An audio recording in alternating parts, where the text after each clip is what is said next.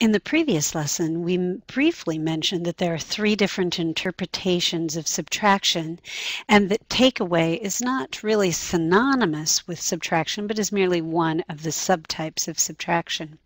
In this lesson, we take a look at these three interpretations of subtraction and examine the way in which these models are developed in the Singapore math curriculum.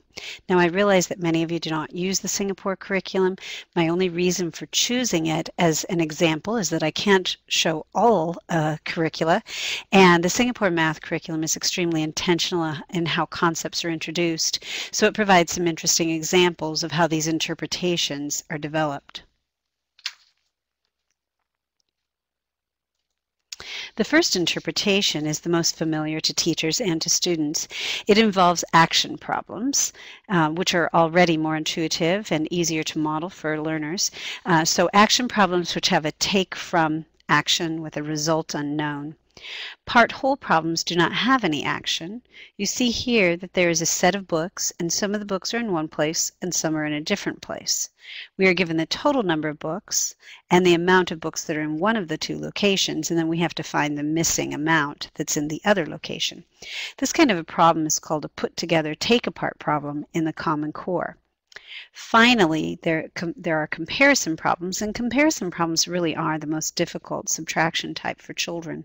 Not only is there no action, but it is really hard for them to even apply sort of a part-whole understanding. In the sample comparison problem here, one individual has $27 and one has $42.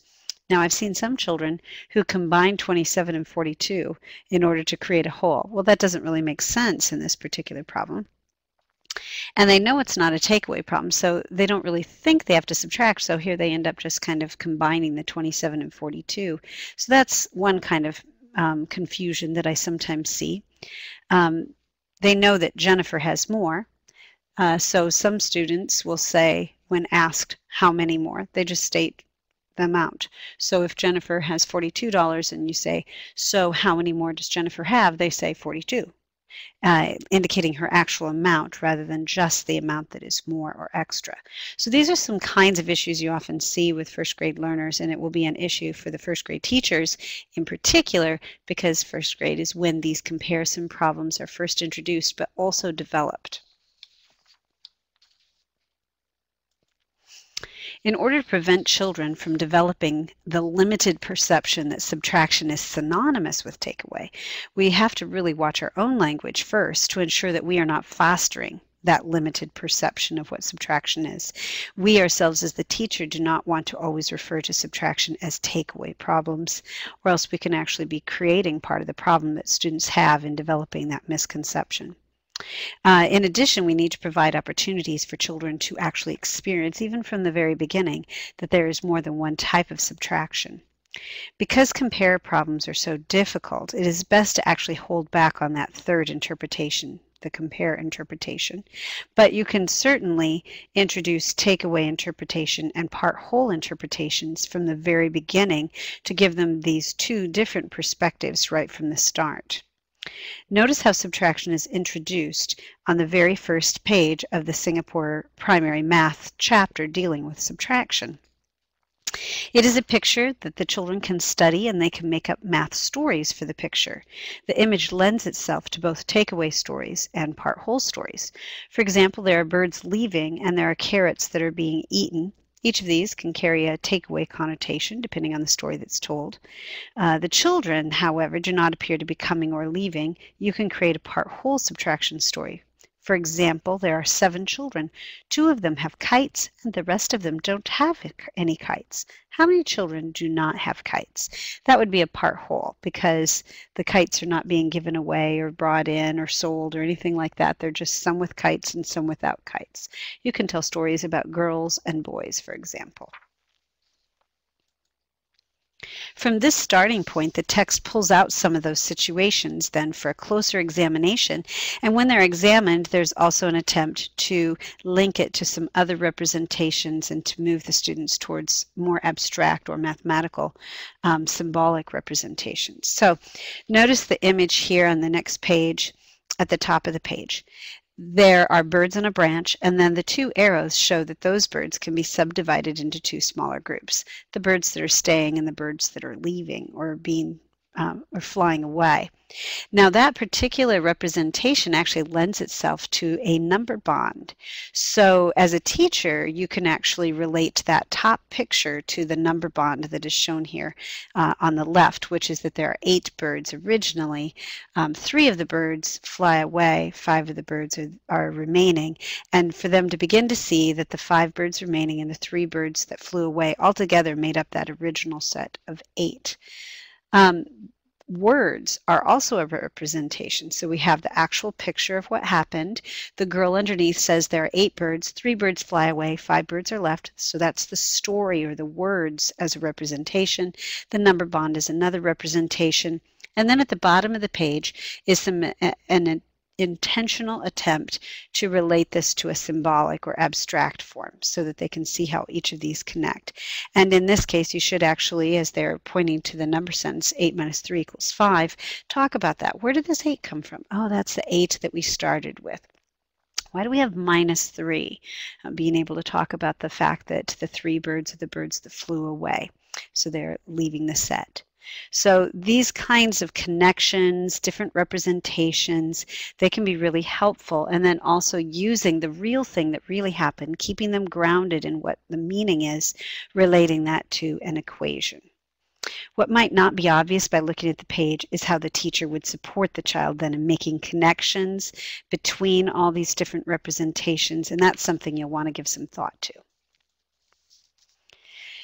Next, the children from the original picture are given the same treatment, although in this case the situation being represented is really part whole rather than takeaway interpretation. Again, the teacher would support children by facilitating a dialogue about how each of these representations are connected. Now would be a good time for you to look at how subtraction is introduced in your own curriculum.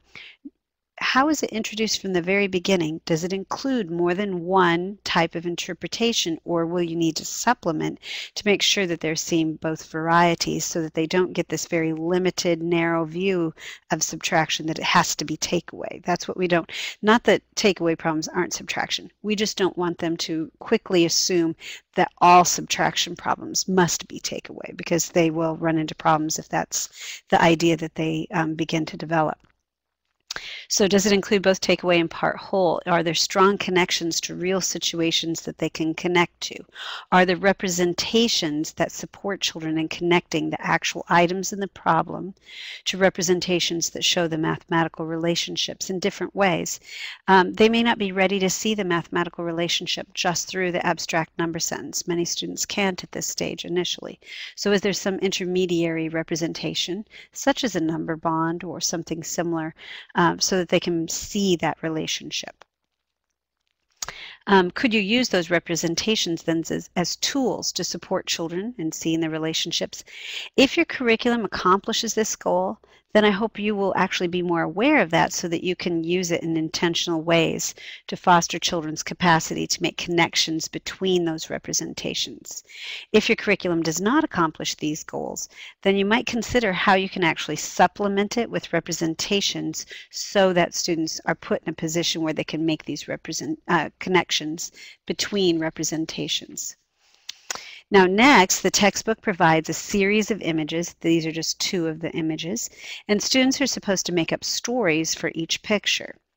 Now I want you to look at the picture with children. I would show the learners the picture of the children first without the equation below it, and just have them generate some stories that would work. And there's a number of stories that could be told here. It could be children who are facing me and children who have their back to me, children who have hats and children who don't have hats, children who are wearing glasses and children who aren't wearing glasses. So there's a variety of stories that they could put. Children who are standing, children who are laying down. And so they could make a whole variety of stories from this, and then afterwards you could actually say, okay, well, this is the equation that goes with it. Which of our stories that we created would actually match that equation? So this is a good opportunity for them to actually get some experience with situation equations and matching a situation equation to actual stories. The text continues, but now we see that the number bond representation and the abstract, which includes an unknown. So the unknown is represented as a sort of pinkish orange box in the equation, and it's shown as a question mark in the number bond. So we see two different representations for how to communicate an unknown, and that it could easily be an X or anything else. Children need to see more than one way of communicating what the unknown is so that they don't think it always has to be just one thing.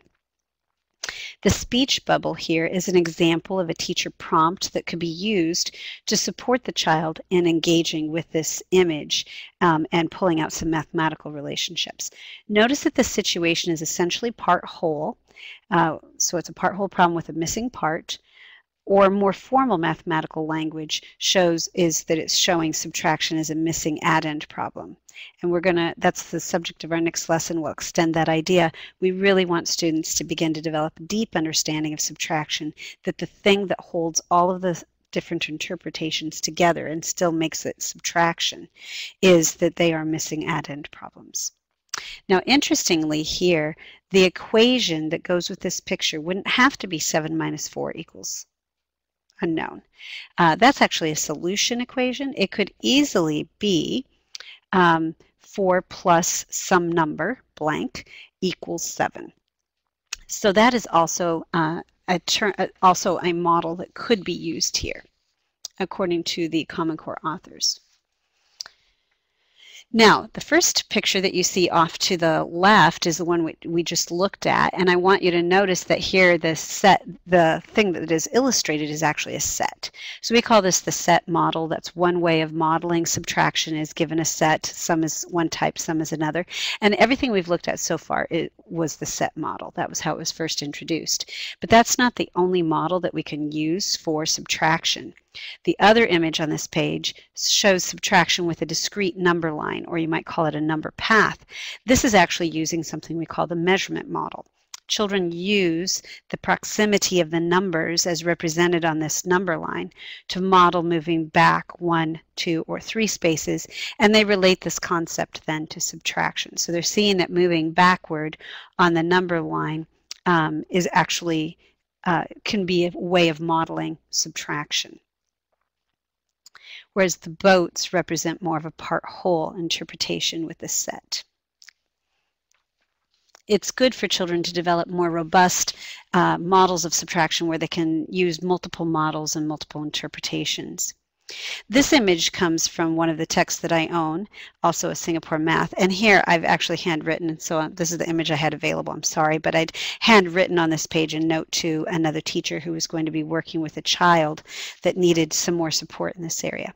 However, in teaching whole group, you also want children to have dialogues about subtraction patterns they notice, and of course seeking patterns is one of the standards of mathematical practice that we want to foster in our students.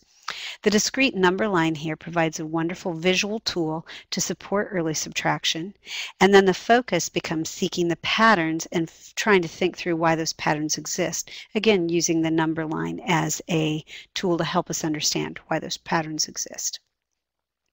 First graders can perceive and articulate these patterns.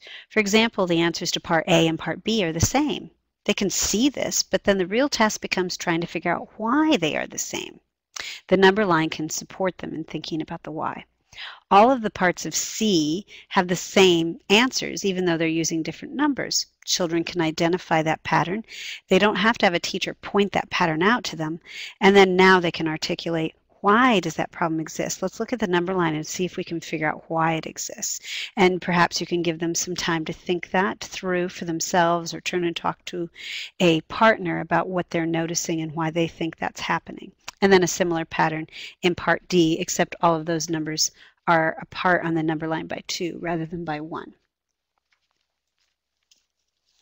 Typically, the comparison interpretation of subtraction is introduced later, sometimes even a few months later, than the takeaway and the part whole interpretations.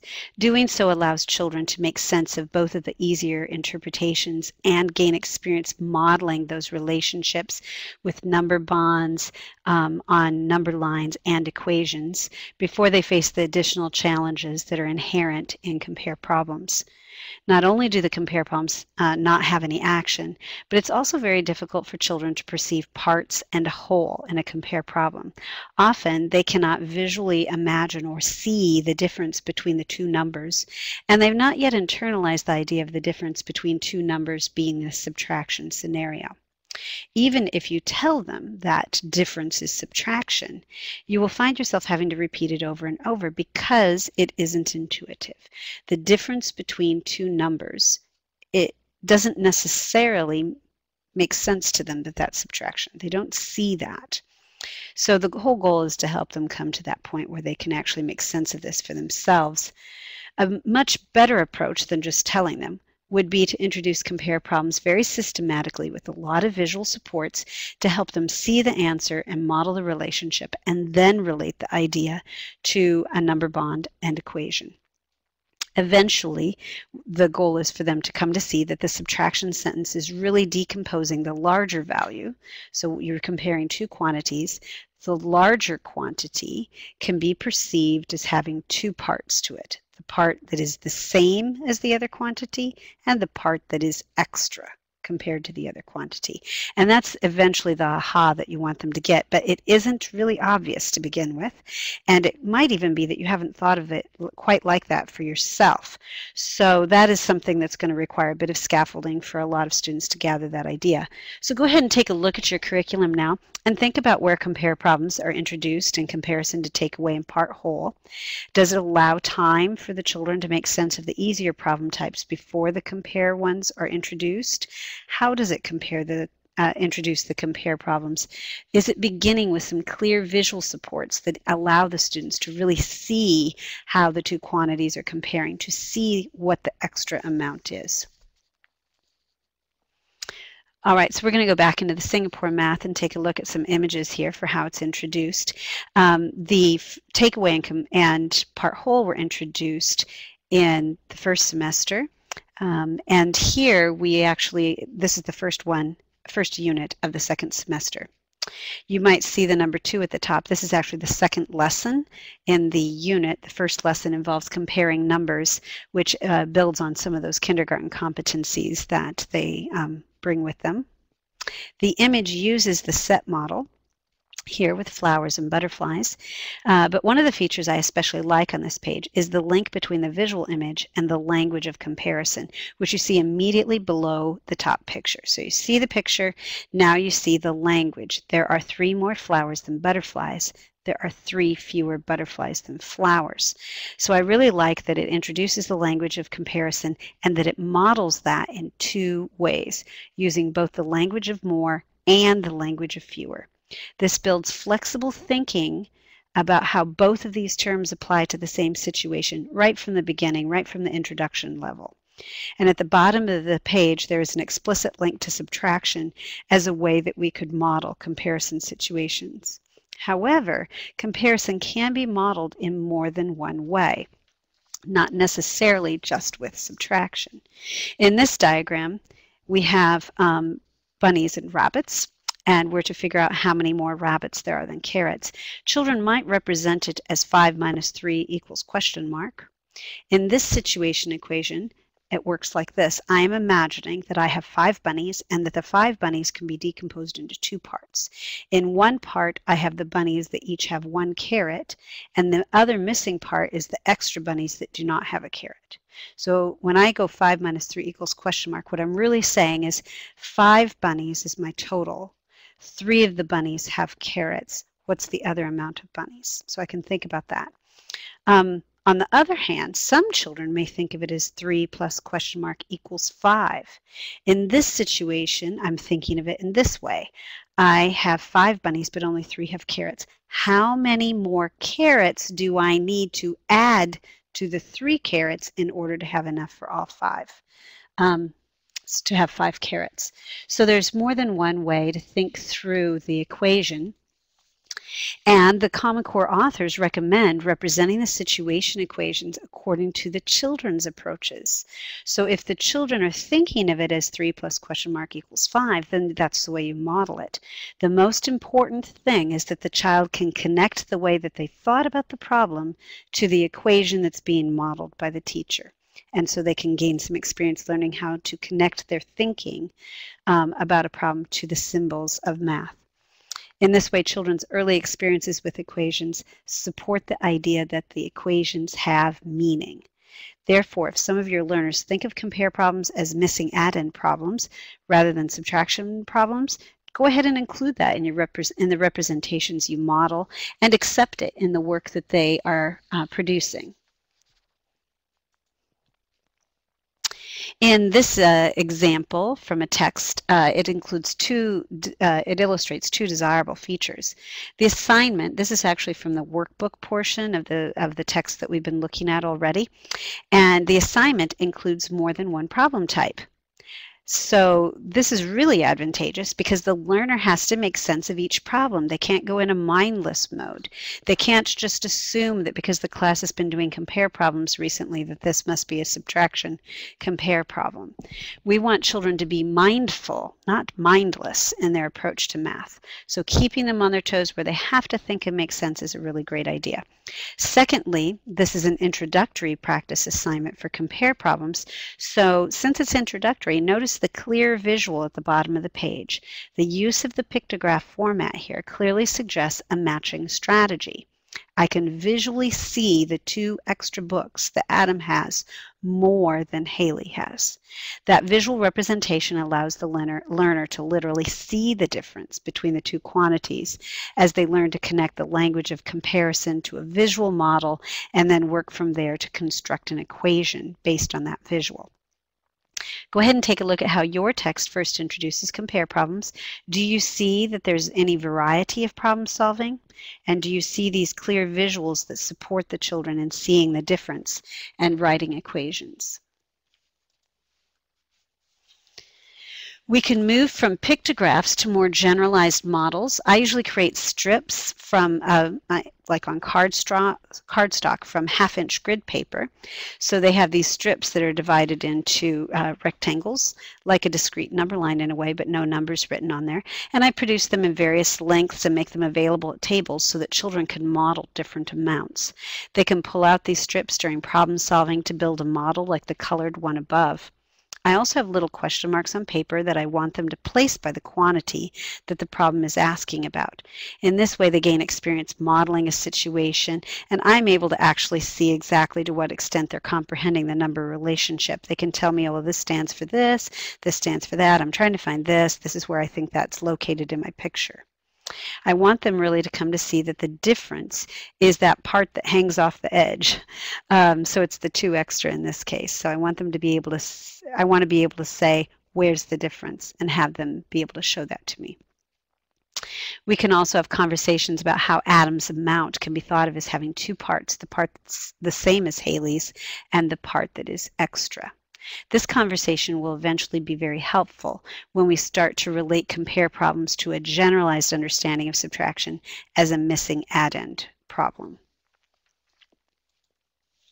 The primary purpose of this lesson then is for you to become more aware of the 3 interpretations of subtraction and to move your learners away from having just this really narrow perception that subtraction is takeaway. You can see how subtraction can be introduced and also why compare problems should be introduced later than the other 2 interpretations. The use of visual tools can aid children both in seeing how to write equations and also in coming to understand